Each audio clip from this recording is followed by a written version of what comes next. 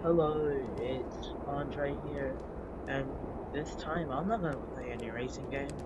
Today I'm gonna play some Blood Depth gun system, and I'm here to show you some weapons and their pros and cons. So first up, we've got the BFAAL. This is my personal favorite, since this is a FAL, a paratrooper.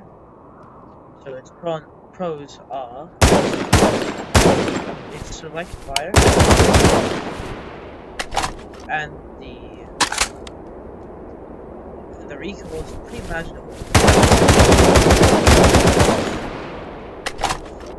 Its cons though, it takes a while for you to get out, which means in close quarter you're better off with the JS1 competitor, or most pistols really. Which brings me up to this point. The JS1 and most single action pistols. Wait, just give me a second. Just give me a second.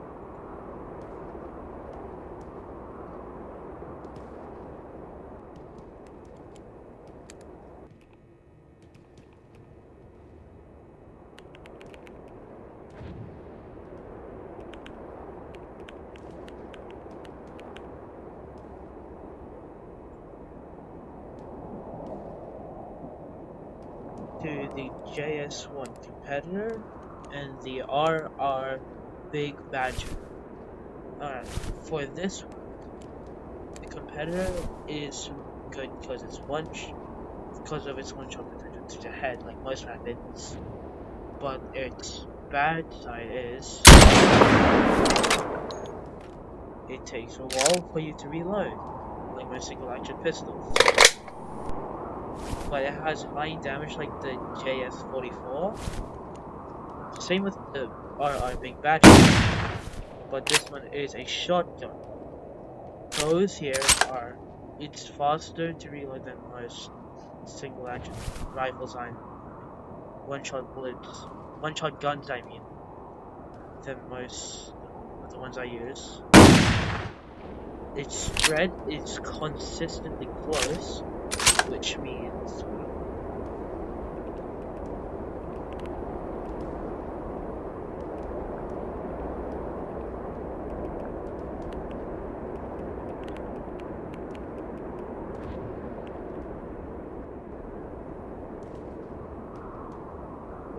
sorry, it just hit me.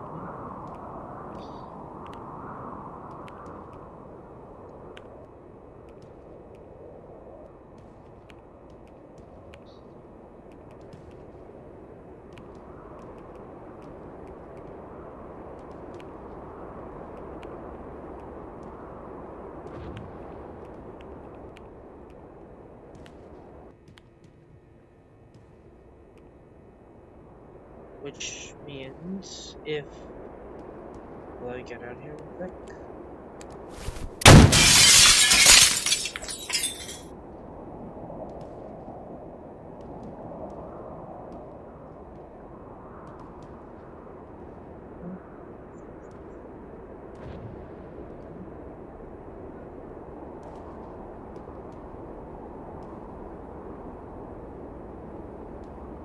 Alright, so yeah.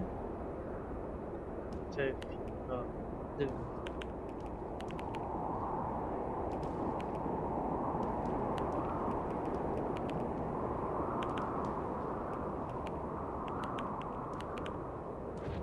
which means even though it's a shotgun, you can consistently put damage onto like this. But yeah, it's very inconsistent like that. But on the close of shotguns, I have two arms. The Bucksburn 590. If you play Canadian Simulator, you know this is a good shotgun. But they considerably nerfed the hell out of this game. its slow pump action makes this only a viable mid-range, I guess, or a good kill buster if you know what you're doing. This is DOZ-106 is a mag-fed shotgun, very unusual. It has also bolt action, which is also very unusual.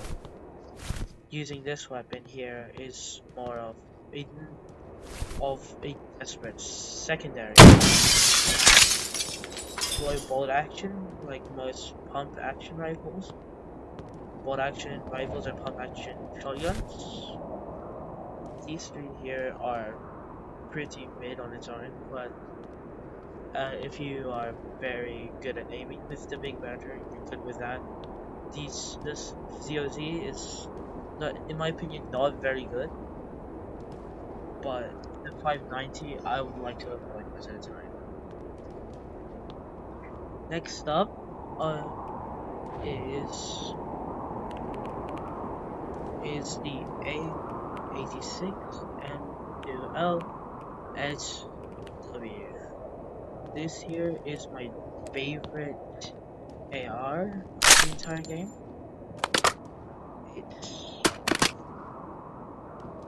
It's based on the SA80A2, which is the UK's main assault rifle back then. This one's improved than the A1, which is what's commonly referred as the public's civil servant for no money to work.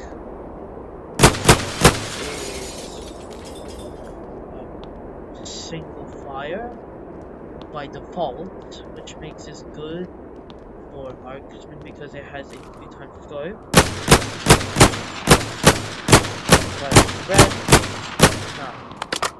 This is based off the element support variant, which means you get 55 bullets, which means it's more suited up close, like this map here. Like if you're running through here, find an enemy, start.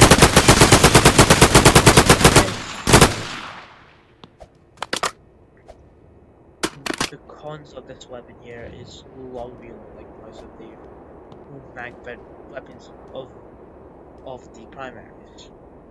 The AKM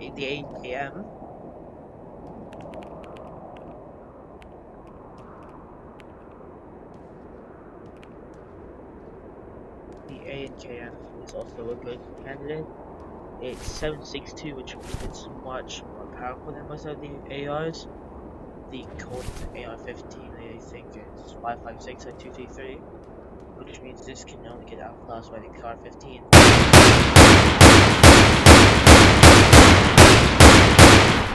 Cons, it's pretty powerful. Same reloads, most reload speeds of any AR. 30 rounds, which means you go, if you miss a shot, you got like 29 of those shots. You get your enemy. So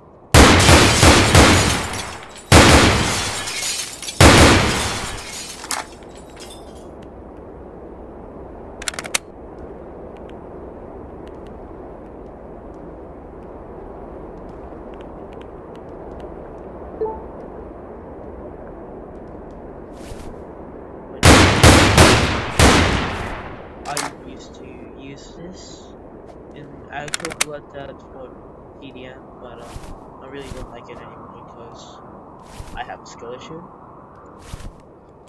Up next for AR is the AK variants.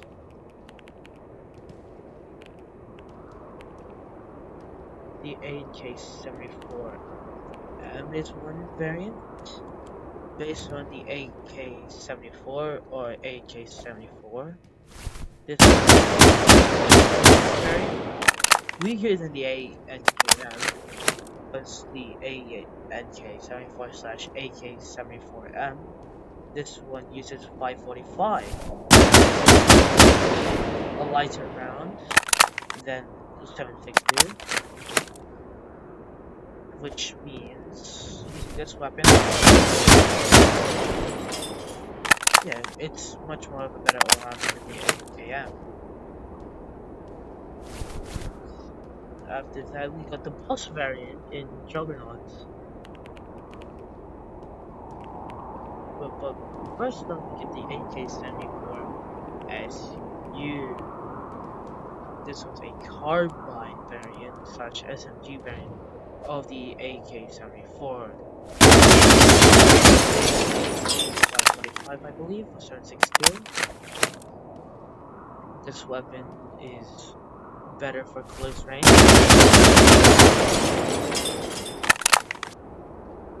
And it still is my favorite weapon to use when it comes to close quarters. But still won't beat the FAAO. Pros, it's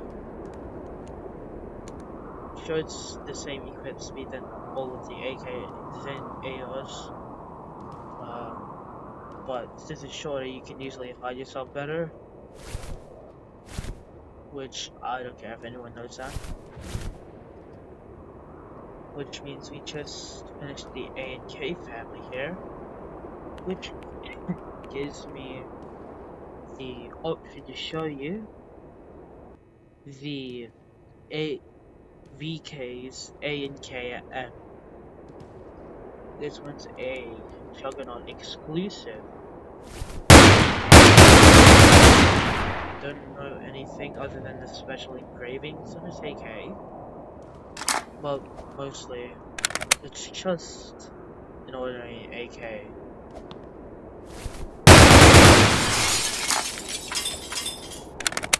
Then there is the VPK, and then there's the LMPs. Just these in my inventory.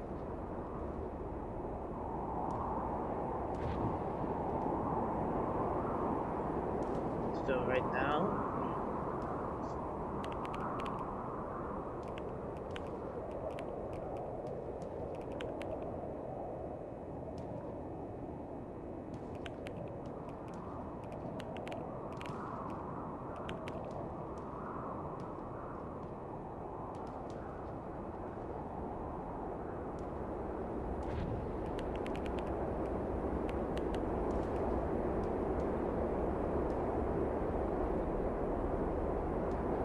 back. Now we got the RVK family slash the LMG family of the AK. It's a more what if the AK-47 slash ANKM was a better variant of the ANK? We end up with the RVK. This one packs more of a punch, full auto by standards, better for close quarters. It has 70 bullets, which is the most out of most weapons in the game. It's only beaten out by the by Steinslag's 762 LMG minigun, and that's about it, I think. Which is good for a juggernaut. It's good for the entire game overall, except since it's an LMG, you get a slower reload time. But this is good for this map because if you're hot camping and you have good reaction, if someone's trying to snipe you, like just sneak up. Or if someone's trying to hide at the bottom, you can just wallbang. Next up is the RVK-16.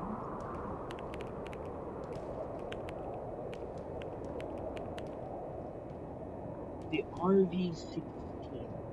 The RVK-16.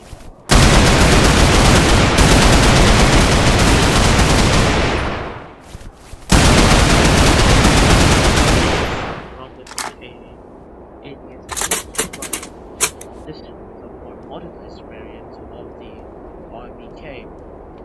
Pros?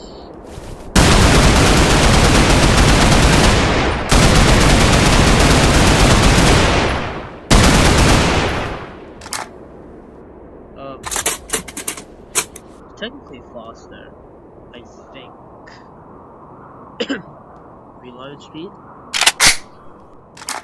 and like all other reviews, this one's slow and reload.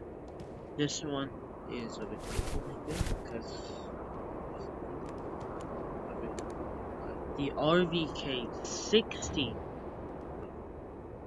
The RVK 16 is broken real quick, so okay.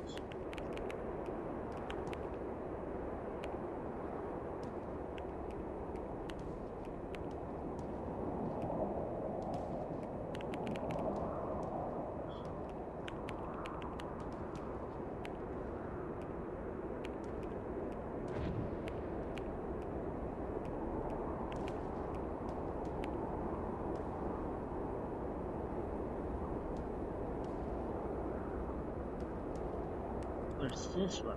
I don't know why I think they're broken, but I'll cut this short. So until next time, see